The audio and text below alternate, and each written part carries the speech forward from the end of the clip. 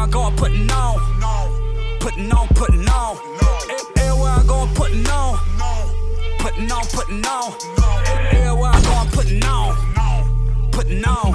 Where you from? Welcome to Popcorn Sports on the Popcorn Entertainment Network. I'm your host, Mike Kyle, and welcome to yet another episode of Why You Should Root for Every Team in the NBA for the 2018-2019 season. I, of course, am not alone. I am joined here by Kevin Barrios. He covers the New Orleans Pelicans over for the birdrights.com. Kevin, how you doing today, man? I'm doing well. How are you doing, Mike? I'm great. I'm so glad we're finally able to knock this out. The time we are recording this, the season tips off tonight. I believe this will go up on Thursday. So, real quick, the first question I want to ask you is how did you become a fan and ultimately begin to cover the New Orleans Pelicans? Well, I'm from New Orleans, so they're my basketball team. So we got the Charlotte Hornets moved here. Just adopted them as my team ever since. It's nice that we're now our own identity. But originally, I wasn't really much of a sports fan growing up. I was more into skateboarding and stuff like that. But my friend Travis really got me into basketball. And so I kind of watch basketball from a different perspective. I'm more into it for the aesthetic and sort of the art form of it than the competition part. Mm-hmm. I'm a little different that way, I guess.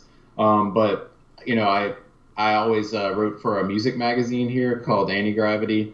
And I started to look for more information about the Pelicans, and I found the bird rights. They were called At the Hive at the time because we were still the Hornets. And so I would leave comments on their website, and then eventually they asked me to start to contribute. And so I've been writing since the year we became the Pelicans. So I've been here for a little bit now. So you said something that was just really interesting there, and that's how you watch the game, because you come at it from the skateboarding perspective, that's just very much the creative, the art form of the sport.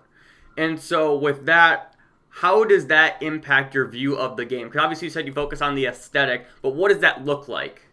I think it doesn't necessarily... It sort of changes the way I view the game because I'm looking more at dribble moves and athleticism and things like that more than I care about stats and numbers. And I think the thing that makes me different is the way that I write about it. I'm more interested in narratives and storytelling and describing the aesthetic and making weird or unusual metaphors or references to things that I see in the game, that it's not it's not numbers based. We have a lot of great guys in New Orleans that cover the Pelicans from a bunch of different sites, and they're very good at breaking down stats and analytics and play calls and things like that. And I just try to fill in a different niche, I think, of where I'm interested more in describing the beauty of the game than breaking down numbers and parameters and lineups that work together and things like that. Right, because that's a really different perspective from today's modern writing where, it is very stat-focused and you're trying to tell your story around statistics, where you come at it from the other side of it and you try and tell the narratives and the storylines from your way. And so, once again, be sure to check out all of his work over at thebirdrights.com because I'm really interested to see your creative process when you write. I'm really interested to see how that looks this season. So let's kind of shift gears now to the general overview of the New Orleans Pelicans. They joined the NBA in 2002. They're called the Pelicans because that is the state bird of Louisiana. Their colors are red, navy, and gold, which in my opinion is one of the best color schemes in the NBA. They have 7 playoff appearances, 0 championships, and they play in the Southwest Division with Dallas, Houston, San Antonio, and Memphis. And you did touch on it a little bit. The Charlotte Hornets did move to New Orleans, and then once they kind of gave the Hornets back to Charlotte, New Orleans still kept the team there, but they then became the Pelicans. Obviously, you had Chris Paul and Anthony Davis there, Anthony Davis still being there, and they really are just in the process right now of still really trying to create their own identity, which they've done a lot, and they've done it really well over the course of the past few seasons. Yeah, definitely. I mean, the identity is Alvin Gentry's identity of going fast. And so we have one of the most athletic big men in the league. So it just works perfectly with running. Last year we had a little bit in the year before, a little bit of a square peg in a round hole with Anthony Davis pairing with DeMarcus Cousins.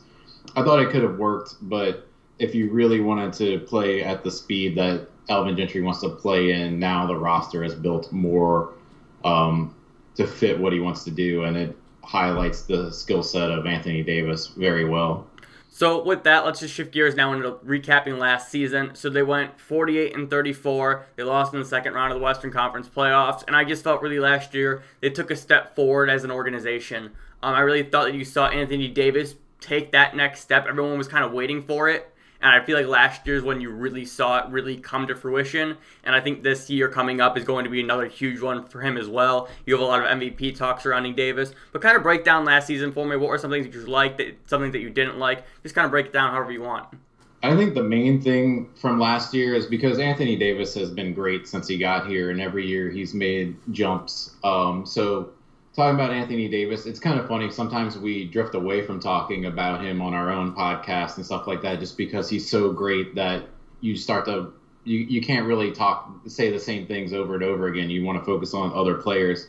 But I think the real big step last year was Jrue Holiday. Having a healthy Jrue Holiday, having a Jrue Holiday that had a different mindset than he had since he came over to the Pelicans from Philly, where he was in an attack mode. He was always a great defender, a very versatile defender. He somehow ratcheted that up a next level, especially to close out the year. But when they moved him off the ball and they got him to be in the mindset to attack the rim more and to get his more, he really just unlocked as a total player. And I think he's one of the best two guards in the league and still sort of slept on even after what he did in that series. I think his growth and his taking that mantle in the backcourt and being that really lockdown defender that can cover any position. You see him go against bigs, and the big always thinks he has a mismatch, and Jrue Holiday ends up making him look like a fool with a strip or a block or just not giving up ground and with a really nice challenge. So I think really that was the story of last season. Anthony Davis is always great, but Jrue Holiday, being the presence that he was really the difference maker, and hopefully those two continue on that path this year. And if so, then I think we're going to have another exciting year and another year where people don't want to play us, because Anthony Davis makes the front court's life hell and Jrue Holiday makes the perimeter players' life hell, defensively and offensively now. I think the thing about Jrue Holiday, and I feel like a lot of people forget about this, is that, he was a really good NBA player. And then he had a series of injuries, and then his wife got sick, and so he literally just took months off to be with her, and you'd make sure that his family was straight. He comes back, and he just torched everybody. It was one of those things where he stepped on that court for the first time, honestly the first week, and then throughout the rest of the season, where he just stepped on, and as you said, he was in attack mode, and he just kind of put people on notice in the whole league as well. Yeah, in fact, like we were talking about my writing style, if you want to see something that really is, I guess, a very good definitive piece of mine that sort of describes that style, it's there's an article I wrote called "Jrue Holiday is the Tim Duncan of Allen Iverson's," and that's pinned to my Twitter profile if you want to check that out. But he never before did I think that I was going to start comparing Jrue Holiday to Allen Iverson, but watching him play, the crossover step back, the ability to get to the rim, and just the attack mode that he got in was very reminiscent of Iverson. I don't know how much you've seen of Iverson play, but quite a bit. I'm not that young. Yeah. So Iverson's one of my favorite players of all time, and Jrue's really become another level of that because he's more of a controlled Iverson, and he's more of a fundamentally sound guy, and he's also a guy that will be more efficient and even be, Iverson was a great scrappy defender, but Holiday is an incredible versatile defender who can just cover everywhere, and he doesn't reach, Iverson will play the lanes a lot and get beat that way sometimes, where Jrue is just very fundamentally sound and very high IQ. All right, yep, I'll be sure to leave that link. I'll put the link to that article in the description of this video and as well on the website. But I want to kind of focus on the playoff run last season because they lost in the Western Conference semifinals, but that was the first time that they've gotten past the first round I'm looking at it now, since 2008, 2007. And I mentioned this before that, last season was really one where they took that next step. They upset the Blazers and some might not even call it really much of an upset. just because you have Anthony Davis, who was by far and away the best player on the floor. And so really just what did that whole playoff run mean to the city of New Orleans and maybe even the franchise as a whole? Yeah, that was huge for the city. I mean, it's kind of like when you were a basketball fan in New Orleans, it's kind of reminiscent to being like an indie rock fan or a punk rock fan, because you got the underground franchise. New Orleans is Saints City. Everybody is so into the New Orleans Saints, but not everybody has adapted to or adopted the basketball team. A lot of people had their basketball teams before Charlotte moved here. They were Lakers fans, Celtics fans, whatever. And they didn't have an allegiance to this team, and some people never adopted it, and some people just weren't that interested in basketball. And honestly, we've had a lot of dry years. I mean, we had the Chris Paul years that were good. We had those early Baron Davis, Jamal Mashburn. That era was also very good. But when this team now, it was bought by the owner of the Saints. It became New Orleans team, a local owner. Mm-hmm. Changed it to reflect the city. People started to gravitate towards it a little more. We had that early playoff run with Monty Williams as the coach, and Tyreek Evans and Jrue Holiday, Ryan Anderson and Eric Gordon on this team. But still, it wasn't enough to really draw fans from the Saints or to get the city at large to really just be rabid about basketball. But Anthony Davis is like a highlight machine, and he was healthy 2 years in a row finally. And then we had a healthy Jrue Holiday, and just the excitement of that run, and especially because the Saints also had a great run last season. And when the city's just high on sports, when they're high on the Saints, when the Saints are doing really well, when that ends, they still have that passion. So then they just gravitated towards a Pelicans team that was already, playing pretty well. But then down the stretch, of course, it really ramped up once Mirotic got comfortable and we were playing incredible ball. So I think that playoff run really drew a lot of people into being Pelicans fans. And I think, this year it's carried over. People were initially upset by the losses of Cousins and Rondo. But, you bring in Julius Randle, which I'm sure we're going to talk about all this in a minute. That's a really good player that people were excited about because of his reputation and the kind of numbers he put up last year with the Lakers. And then Elfrid Payton, he's similar to Rajon Rondo in a sense that people either love him or think he is a terrible player. There's no middle ground really with those two. And really the truth is somewhere in the middle ground there. It's just weird that those two players are so similarly cast in that way by fans. Obviously Rondo has accomplished a lot more in his career, but Elfrid Payton being from here also, got people excited because they have a local guy to cheer for on their own team. I mean, he has a Florida Bee, the old logo of the New Orleans Hornets tattooed on his arm, and he's from right outside of the CBD area on the West Bank across the river and Gretna. So, people really like that. And I just think it's really picked up. People have something to cheer for. It's growing. You're starting to see, like, we had a free scrimmage, practice a couple weeks ago, and almost the entire lower bowl was filled just to watch a practice, So that's signs that it's growing. It still has a ways to go, but we're getting there. And if Anthony Davis continues to play the way he is and Jrue Holiday stays healthy and plays the way he is, we're going to be successful again this year. And it's just going to keep snowballing as long as Anthony Davis is still here. You kind of stole my thunder a little bit diving into this year's roster, which is what I want to segue into right now. So as we mentioned, Anthony Davis, Jrue Holiday, Etuan Moore, Nikola Mirotic, Ian Clark, Julius Randle, Elfrid Payton, Solomon Hill. This team has some players. And I don't know if the Western Conference is quite ready for it, if we're being very honest. What do you make of this year's roster? What are the strengths? What are the weaknesses? Kind of just give me your inside scoop of it. Yeah, I think we're sort of we lack respect. People still think that we're a joke of an organization for some reason, even though we have a top. You can't argue that Anthony Davis isn't a top 5 player. I think everybody universally agrees he's a top 5 player. Now, where you have him ranked within the top 5, that's negotiable, whatever. But we have a top 5 player. we have two guys in Randall and Mirotic that if there was a role player all-star game, they would be starters. And, they're borderline all-stars. They're guys that can just get points. They do.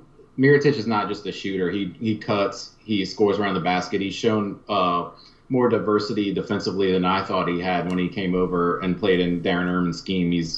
He played center a lot. He could guard out on the perimeter. Julius Randle is a great versatile defender. He can play make. He can score. He's actually shown that he can shoot some threes this preseason and in practices, which he didn't have before, although I don't think it's really a weapon that's going to be respected yet. And then you have guys like Moore, who's a perfect catch-and-shoot role player, Jrue Holiday, which we already talked about. With the three bigs that we have and the pace that we want to play in, it's perfect because you can sort of hockey sub those guys out. They won't wear down, but you can be, running the opponent into the ground. Elfrid Payton, I believe in, although, it's still a question mark. I'm a supporter of his. I think he's going to be good in this open court, fast-paced system because he's very good at getting to the rim and playing in the open court and in transition. And that's what this offense is all about. Now, he doesn't have that basketball IQ that Rondo had. He's not going to be able to make those incredible passes that Rondo made. So the offense might take a step back, but you still have additional playmakers like Randall and a guy who can get his own. And another guy that you didn't mention that the coaching staff and the whole city is super high on is Frank Jackson. I think it's going to be slow for him to break through minutes-wise, but I think he's going to get there. I think the staff really likes him. He's super athletic. He's shown that he can shoot really well, and he worked all off season with Jrue Holiday, and he just absorbed. He's apparently Jrue Holiday's his idol, and he's been absorbing everything Jrue has to offer. So he's trying to improve as a defender. I think they're still trying to figure out if they want him to play on ball or off ball because he was injured in college, so he hasn't, and he was injured all of last year, so they haven't really seen what he can do. In some of the preseason games, he was kind of an off-ball cutter, moved around and catch and shoot situations, which I think he's perfect for. And then in one game, they had him playing more on ball, but I don't know if that's necessarily his game, but they're going to figure that out and see. It's too early to really judge because, like I said, he hasn't played much.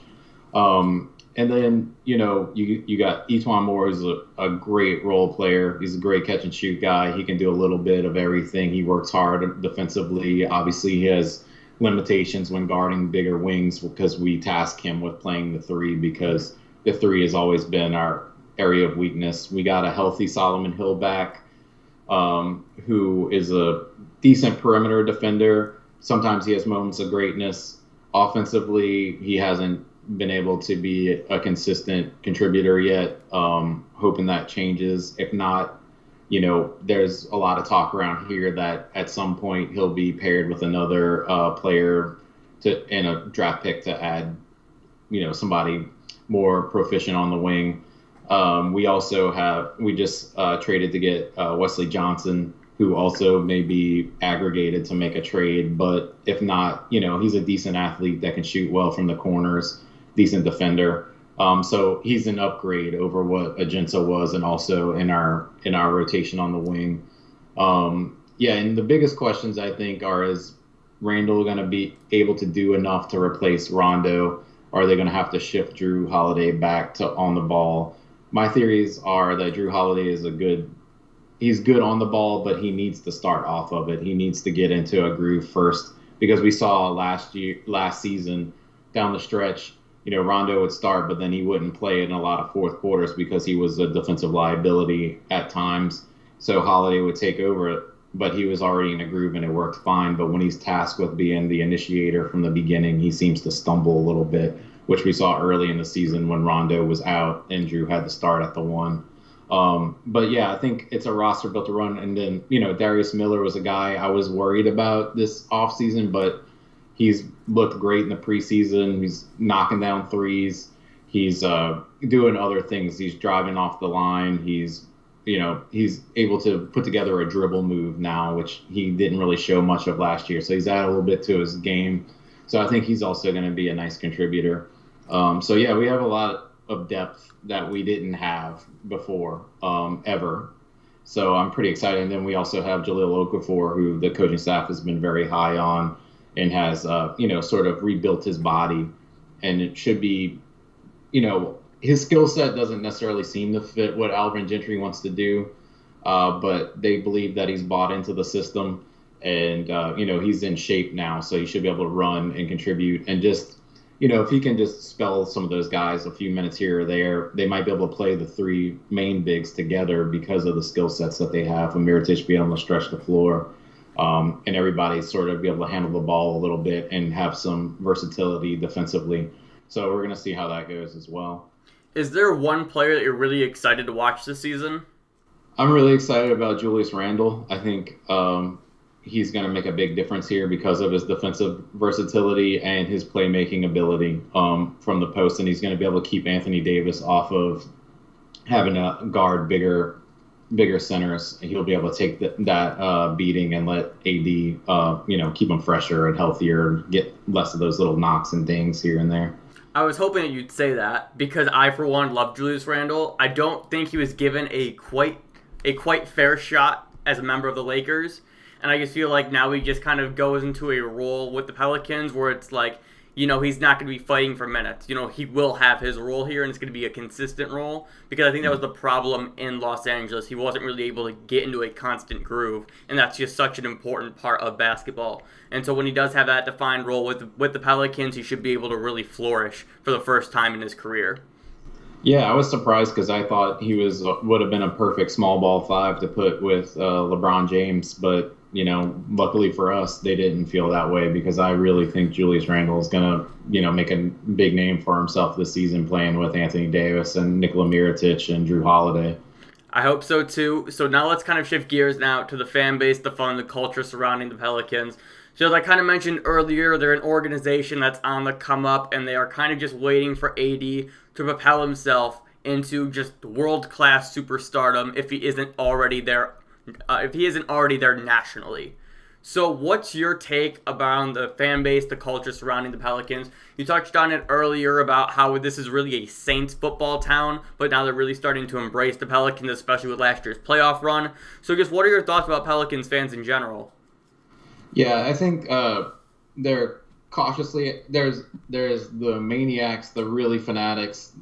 We have a good set of those guys. Then you have some cautiously optimistic people who think that this team is going to be really good and that the future's set. And then you have the doomsday people who think Anthony Davis is gone, and that this roster doesn't work and that the coaching staff doesn't work. But there's a lot of people that are more interested in basketball and talking about basketball than ever. Once Anthony Davis signed with Clutch, we automatically, you hear he's going to go to LA, he's going to go to Boston. Most people here think that it's not necessarily about where he's going to play or where his contract is. It's more about off the court stuff with the signing of Clutch, because we're talking here about Anthony Davis being one of the top 5 players in the league, and he has a motor oil commercial, and that's it. He doesn't have a shoe. He doesn't have a lot of endorsements. So Clutch is all about branding him off of the floor. We're already seeing him talk about how he's the most dominant player in the league. He believes he's the most dominant player in the league, and that's something that we never heard from Anthony Davis before. When they were talking about MVP talk, he would say it's out of his control, or sort of push it away, but never really gravitate towards the idea that I deserve it. But now he's like, I deserve these things, and I'm going out to get it. And I think that's what Clutch is all about. And I think that's going to help the Pelicans, because the higher profile that Anthony Davis gets nationally, the better it's going to trickle down to sort of the fair weather fans here, are the people who never really gravitated towards basketball. But if they see they have this great player here, this historically incredible player, which they should know already, honestly, because he is that. But when you just hear it from local people and you're not hearing it from the national media, I guess it's easier to push aside. Everybody's all about Drew Brees here. And for me, I think that Anthony Davis is better at basketball than Drew Brees is at football. And that's a big statement here. And And I just think that once people realize that, that's really going to take this franchise to the next level. And I think that Clutch promoting him the way that they are and shifting his mindset. And if we have another year where we finished sixth last season. Personally, I think we're going to finish fifth this year. I don't know if I'm jumping the gun here on what you wanted to talk about. But if we have that kind of finish, if we finish fifth in the West, in this West, I think it's going to be hard to argue that Anthony Davis isn't the MVP this season, because people chronically write off the Pelicans. A lot of people have us out of the playoffs or barely making it. So with a top 5 finish, people still think that this roster lacks talent, and I'm looking at this roster and you have Mirotic, Randall. It's different. Like, Anthony Davis isn't a guy that I don't think he feels like he needs to be paired with a superstar. I think some of the problems last year was because Anthony Davis has a unique personality where he's not so much of a dominant alpha male, but he still wants to be seen as the face of the team. And then when you put a player like DeMarcus Cousins there, you started to steal some of his shine. I think there was some resentment there. And then once it became Anthony Davis's team again, we saw him play at another level. And I think that's what it has to be. He doesn't need that's why I also don't think he'll be going to the Lakers or to Boston, because I don't think he wants to play with another player that's going to sort of steal from his shine in a way and take away from him. But right now you built the kind of roster that I think is perfect for him, where you have guys that are borderline all-star players with, Jrue Holiday, I think, could be an all-star this year, especially if, the all-star voters start to consider defense. But offensively, he's gone up to that next level. But Mirotic and Randall are also on the cusp there. If they're in the East still, they would probably be all-stars next year, Yep. So they have these guys, and none of these guys are guys that I feel like think that they're better than they are, or feel like they need to, outshine other teammates. I think everything is built around making Anthony Davis look like he's the best player on the planet, while these other guys are playing in a system that's all about sharing and running in transition, and everybody's a ball handler. And I think everybody will get their own enough that everybody will be satisfied. But at the end of the day, it will still make Anthony Davis look like just a dominant superstar. And I think that's going to win over a lot of fans here.